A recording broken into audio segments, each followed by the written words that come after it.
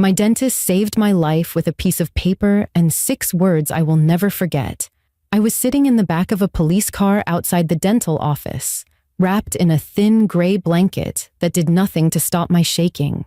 Through the window, I watched 2 officers escort a man out of the building in handcuffs.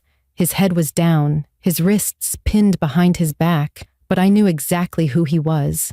3 hours earlier, he had kissed me goodbye in that same parking lot and told me he would be waiting when I was done. 3 hours earlier, I thought he was my boyfriend. I thought he was the kind, patient man I had been dating for 3 months. I thought I was lucky to have found someone so good. Now, I was watching him get shoved into the back of a squad car while a detective explained to me that his real name wasn't Marcus Webb, that he was wanted in 2 states, and that I was never supposed to leave that dental office alive. The only reason I'm here to tell this story is because my dentist noticed something I completely missed and found a way to warn me without saying a word. I need to take you back to before that morning so you can understand how blind I really was. My name is Brooke, and at 25 years old, I thought I had a pretty good life figured out. I worked as an office administrator at a real estate company in Madison, Wisconsin, handling paperwork and scheduling and keeping the agents organized. It wasn't glamorous, but it paid the bills, and my coworkers were nice. I lived alone in a small 1-bedroom apartment near downtown, close enough to walk to the coffee shops and restaurants I loved. My routine was simple and predictable. Work from 9 to 5, evening runs along the lake path when the weather was nice, dinner with friends on Friday nights, and a phone call with my mother every Sunday without fail. My mother, Janine, lived about 2 hours away in the small town where I grew up. She had raised me and my older sister mostly on her own. After our father walked out when I was 7, she worked double shifts as a hotel housekeeper for years to keep us fed and clothed, and even now that we were grown, she never stopped worrying about us. Every Sunday call included at least one reminder to lock my doors, to be careful walking alone at night, to trust my instincts if something felt wrong. I always told her she worried too much. I always told her I was fine. My sister Natalie was 30 and living in Minneapolis with her husband and their 2-year-old daughter. We were close in the way sisters are when life gets busy, trading texts more often than phone calls, sending pictures and voice messages when we couldn't find time to actually talk. She had her hands full with the baby, and I didn't want to bother her with every little detail of my life. Looking back, I wish I had told her more. I wish I had told someone. 3 months before that Thursday morning, I met a man at a bookstore downtown. I was browsing the fiction section when he reached for the same book I was about to pick up. We laughed about it, started talking, and ended up getting coffee at the cafe next door. His name was Marcus Webb, or at least that's what he told me. He was in his mid-30s, tall with dark hair and a warm smile that made me feel comfortable right away. He said he worked in pharmaceutical sales and traveled a lot for his job, which explained why he was only free to see me a few times a week. Marcus was everything I thought I wanted. He was patient and attentive, always remembering small details I mentioned and bringing them up later. He never pushed me to move faster than I was comfortable with. He asked about my family, my job, my dreams for the future. He seemed genuinely interested in who I was as a person. After months of terrible dates and disappointing relationships, I thought I had finally found someone real. The Thursday of my dental appointment started like any other day. I woke up, got dressed for work, and checked my phone to find a text from Marcus. "Still picking you up at 9:30 for your appointment. Can't wait to take you to lunch after." My car was in the shop getting new brakes, and Marcus had offered to drive me to my checkup. I thought it was sweet. I thought it was the kind of thing a good boyfriend does. He picked me up right on time, driving a silver sedan I had ridden in dozens of times before. We chatted easily on the way to the dental office, talking about a movie we wanted to see that weekend, and a restaurant he wanted to try. Everything felt normal.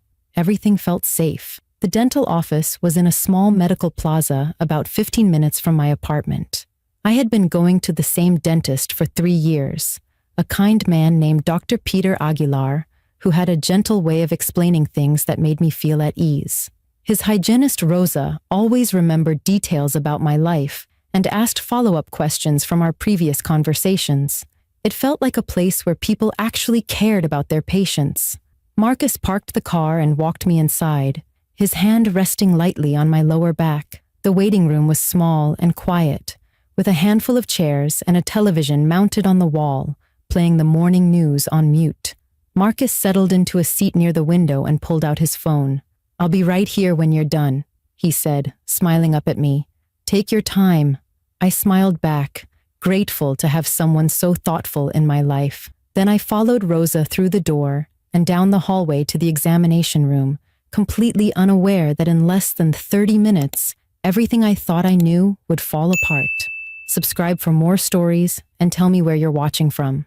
The appointment started exactly the way it always did. Rosa led me to the examination chair and draped a paper bib across my chest.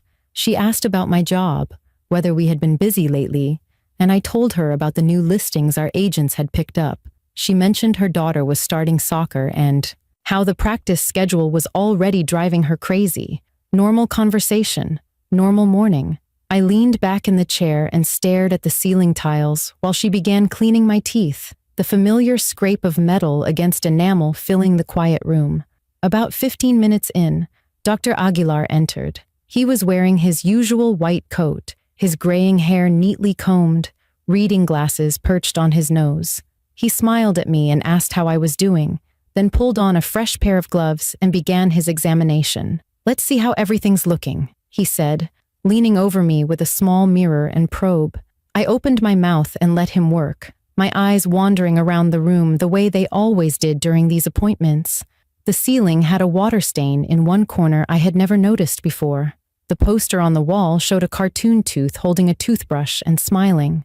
Rosa was organizing instruments on a tray nearby, humming softly under her breath. Then something changed. Dr. Aguilar paused mid-examination, his tools still resting against my lower teeth. He wasn't looking at my mouth anymore. His eyes had shifted to something behind me, toward the small rectangular window in the door that looked out into the hallway. I couldn't see what he was looking at from my position, but I noticed the change in his expression, a subtle tightening around his eyes, a tension in his jaw that hadn't been there before. He resumed the examination after a moment, but his movements were different now, slower, more deliberate, like he was buying time. "Everything looks good so far," he said, his voice calm and professional. "Rosa, can you hand me the periodontal probe?" Rosa passed him the instrument, and I saw her glance toward the door too, just for a second. Then she looked away, her face carefully blank. A few minutes later, Dr. Aguilar set down his tools and stepped back from the chair. He picked up a small notepad from the counter, the kind dentists use to write down treatment notes or referral information. He scribbled something quickly, then turned and held it up so only I could see. 6 words written in blue ink. "Nod if you need help. Don't speak." My heart stopped. I read the words twice, then a third time, trying to make sense of them. This had to be some kind of mistake, some kind of strange joke I didn't understand. But when I looked up at Dr. Aguilar's face, there was no trace of humor. His eyes were locked on mine, calm but urgent, waiting for my response. I didn't know what to do. I didn't know why he was asking. My mind raced through possibilities, none of them making sense. Was there something wrong with me medically? Had he found something during the exam? Why couldn't I speak? Then he glanced toward the door again, just for a fraction of a second, and I understood. This wasn't about me. This was about someone else. Someone out there. My stomach dropped. I nodded. Dr. Aguilar wrote something else on the notepad and showed it to me. "The man who brought you. Do you know him well?" "Marcus." He was asking about Marcus. I hesitated. 3 months felt like a long time when you were in the middle of it, but sitting there in that chair, I suddenly realized how little I actually knew. I knew what Marcus had told me about himself. I knew the version of him he had chosen to show me. But did I really know him? I shook my head slowly. No, I didn't know him well. Not really. Dr. Aguilar leaned closer to me, pretending to examine my back molars. His face was inches from mine, and when he spoke, his voice was so quiet I could barely hear him. "Someone dangerous is in my waiting room. I've seen his face before. On the news last week. Stay calm. I've already called the police. We're going to keep you safe." The room tilted around me. I gripped the armrests of the chair so hard my knuckles turned white. Every instinct in my body screamed at me to run, to get up, to get out of this building. But I couldn't move. The man I had been dating, the man I had trusted, the man who was sitting 30 feet away waiting to take me to lunch, was dangerous, and he was between me and the only exit. My entire body went cold, like someone had poured ice water into my veins. I wanted to sit up. I wanted to run. I wanted to scream and demand answers. But Dr. Aguilar's hand was on my shoulder, gentle but firm, keeping me in place. His eyes told me everything I needed to know. Stay still. Stay quiet. Trust us. He straightened up and spoke in a normal voice, loud enough to carry through the thin walls if anyone was listening. Everything looks great, Brooke. Rosa is going to take a few x-rays just to make sure we're not missing anything, and then we'll get you scheduled for your next cleaning. His tone was so casual, so routine, that for a moment I almost believed nothing was wrong, but I could see the tension in his shoulders, the way his eyes kept flicking toward the door. He was acting. He was putting on a performance to buy time. Rosa moved to my side, her face calm and professional, even though I noticed her hands trembling slightly as she adjusted the x-ray equipment. She guided me out of the main chair and toward the machine in the corner of the room, positioning the heavy lead apron over my chest. As she leaned close to adjust the sensor in my mouth, she whispered directly into my ear, "The police are on their way. We need to keep you back here until they arrive. Just breathe. We're not going to let anything happen to you." I nodded, not trusting myself to speak. My throat felt like it was closing up, and tears were burning at the corners of my eyes. I blinked them back and focused on breathing. In and out. In and out. Don't panic. Don't fall apart. Dr. Aguilar excused himself, saying he needed to check on paperwork for another patient. I watched him leave the room, his footsteps calm and unhurried, like this was just another Thursday morning. I learned later what he actually did. He walked to the front desk and spoke quietly with the receptionist, a young woman named Heather, who had only been working there for a few months. He told her to lock the main entrance quietly, to make sure no one could leave without going through the back. Then he walked into the waiting room and sat down across from Marcus. They made small talk. Dr. Aguilar asked Marcus how his day was going, mentioned the weather, complained about traffic. He asked if Marcus lived nearby, what he did for work, how long he and I had been together. Marcus answered every question smoothly, charmingly, the way he always did. He had no idea that Dr. Aguilar was stalling, stretching every second while police cars raced toward the building. Back in the examination room, I sat frozen in the x-ray chair, staring at the ceiling without seeing it. Rosa stood beside me, her hand resting lightly on my arm. She talked about her daughter's soccer practice, about the weather warming up, about a recipe she wanted to try that weekend. Her voice was light and cheerful, completely at odds with the fear I could see in her eyes.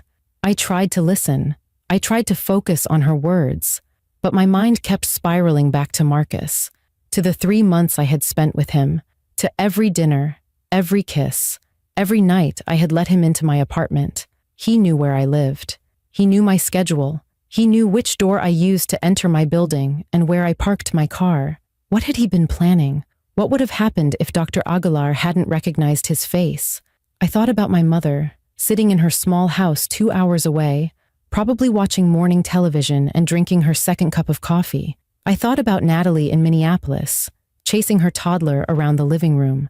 They had no idea what was happening. They didn't know that right now, in this moment, my life was hanging by a thread. Every second felt like an eternity. I kept waiting to hear footsteps in the hallway, to hear Marcus's voice asking where I was, to hear the door handle turn.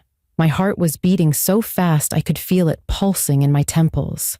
Then, from somewhere outside, I heard the sound that changed everything. Sirens. Faint at first, then growing louder, getting closer. Rosa squeezed my hand, and for the first time since this nightmare began, I let myself breathe. The sirens stopped right outside the building. I heard car doors slamming, heavy footsteps on pavement, muffled voices giving commands. Rosa kept her hand on my arm, holding me steady in the x-ray chair. Neither of us moved. Neither of us spoke. We just listened, straining to hear what was happening in the waiting room down the hall. The front door opened. I heard Dr. Aguilar's voice, calm and measured, greeting someone. Then other voices, deeper and more authoritative. Police officers. They were inside. For a moment, everything was quiet. Then Marcus spoke, and hearing his voice sent a wave of nausea through my entire body. "I'm sorry. Is there a problem? I'm just waiting for my girlfriend. She's getting her teeth cleaned." His tone was friendly, confused, perfectly innocent. The same voice that had told me he loved spending time with me. The same voice that had whispered goodnight through my phone screen. I wanted to cover my ears and block it out. One of the officers responded, his voice steady but firm. I couldn't make out the exact words, but I heard Marcus's tone shift. The friendliness faded. He started asking questions, demanding to know what was going on, insisting there had been some kind of mistake. Then the shouting started. "Get your hands off me. This is ridiculous. I haven't done anything wrong." A scuffle, the sound of furniture scraping across the floor. More voices, louder now, overlapping, commands being barked. A crash that sounded like a chair tipping over. Rosa pulled me closer, positioning herself between me and the door, as if her body could shield me from whatever was happening out there. I gripped the armrests of the X-ray chair so hard my fingers ached. Every instinct told me to run, to hide, to make myself as small as possible, but there was nowhere to go. Then silence. Heavy, suffocating silence that seemed to stretch on forever. A knock on the examination room door made both of us jump. A woman's voice, calm and professional, called through the wood. "This is Officer Chen with the Madison Police Department. It's safe to come out now." Rosa let out a shaky breath and squeezed my shoulder. She walked to the door and opened it slowly, revealing a female officer in uniform standing in the hallway. The officer looked past Rosa to where I was still sitting in the chair, frozen in place. "Brooke, you can come out. He's in custody." I stood up on legs that felt like they might collapse beneath me. Rosa took my arm and guided me toward the door. Every step felt like walking through water, slow and heavy and unreal. This couldn't be happening. This couldn't be my life. We walked down the short hallway toward the waiting room. I don't know what I expected to see, but nothing could have prepared me for the image that greeted me when I turned the corner. Marcus was on the floor, face down, his hands cuffed behind his back. 2 officers stood over him, and a third was speaking into a radio clipped to his shoulder. The chairs in the waiting room had been knocked askew. A magazine rack was tipped over, its contents scattered across the carpet. Dr. Aguilar was standing near the reception desk, his face pale but composed. Heather, the receptionist, was beside him, her eyes wide and her hands pressed over her mouth. Marcus lifted his head as I entered the room. Our eyes met, and I felt something cold and sharp twist in my chest. The warmth I thought I had seen in him was gone. The charming smile, the gentle patience, the kindness that had made me feel so special, all of it had vanished. What looked back at me was flat, empty, and filled with something I can only describe as rage. "Brooke," his voice was eerily calm, almost conversational. "Tell them this is a mistake. Tell them we're together." I couldn't speak. I couldn't move. I just stared at him, this stranger wearing the face of a man I thought I knew. One of the officers stepped forward and explained what they had found. His real name wasn't Marcus Webb. It was Daniel Fenton. He was wanted in 2 states for assault, stalking, and false imprisonment. There had been 2 other women before me. One had escaped after 3 days. The other had been held for almost 2 weeks.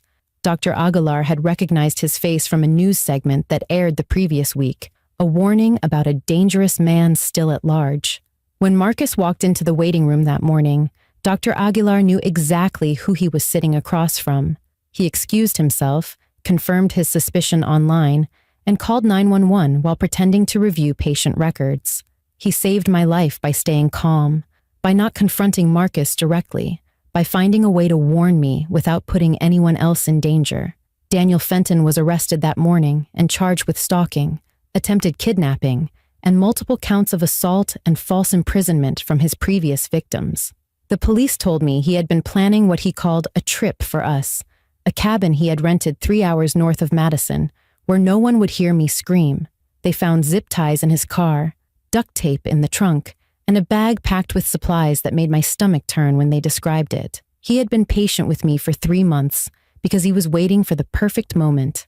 That Thursday morning, with my car in the shop and no one expecting me anywhere until lunch, was supposed to be it. His trial took place 8 months later in a courtroom downtown. I testified on the 3rd day, sitting in a wooden chair 15 feet away from the man who had held my hand and told me I was special. My voice shook at first, but I forced myself to keep going. I told the jury about the bookstore where we met, the dinners we shared, the texts he sent that made me feel cared for. I told them about the note Dr. Aguilar showed me and the terror I felt when I realized the truth. I didn't look at Daniel while I spoke. I couldn't. But I felt his eyes on me the entire time. He was convicted on all charges and sentenced to 23 years in prison. The judge called him a predator who used charm as a weapon. She said it was only through the vigilance of a careful observer that another woman was spared. The 2 women Daniel had victimized before me both reached out after the verdict. We met at a small diner halfway between Madison and Milwaukee on a rainy Saturday afternoon. I didn't know what to expect. Part of me was afraid that seeing them would make everything feel more real, more permanent, more impossible to move past. But when I sat down across from them, something shifted inside me. They understood in a way no one else could. They had looked into the same eyes, heard the same lies, trusted the same performance. One of them, a woman named Adrian, told me she still slept with a light on. The other, Kira, said she hadn't been on a date in 2 years. We didn't try to fix each other or offer empty reassurances. We just sat together and let ourselves be understood. We still text sometimes, checking in, reminding each other that we survived. I moved out of my apartment a month after the arrest. I couldn't stay in a place where Daniel knew exactly where I slept, where he had sat on my couch and eaten at my table. My mother wanted me to come home, and for a few weeks I actually considered it, but I wasn't ready to give up my life in Madison. Instead, I found a new apartment in a secure building on the other side of the city, one with a doorman and cameras in every hallway. Natalie drove down from Minneapolis to help me move. She didn't ask a lot of questions. She just packed boxes, carried furniture, and stayed with me for a week until I could sleep through the night again. I still go to Dr. Aguilar for my dental checkups. The first time I went back after everything happened, I brought him a card and a gift certificate to a restaurant his wife liked. He tried to refuse it, shaking his head like what he did was nothing special. Anyone would have done the same thing, he said. But I knew that wasn't true. Most people wouldn't have paid close enough attention to recognize a face from a news segment. Most people wouldn't have stayed calm enough to call the police without raising suspicion. Most people would have told themselves it was none of their business and looked away. Dr. Aguilar didn't look away. He put himself between me and a predator, and he did it so quietly that Daniel never even knew it was happening. I think about that every day now, about paying attention, about trusting instincts, about being the kind of person who notices when something isn't right and has the courage to act. I was 3 months into a relationship with a monster, and I had no idea. He was patient, careful, and convincing, but he made one mistake. He walked into a room where someone was watching. A piece of paper and 6 words saved my life. Now I pay attention to everything, and I never ignore the feeling that something is wrong. If you want more stories, subscribe and tell me where you're watching from.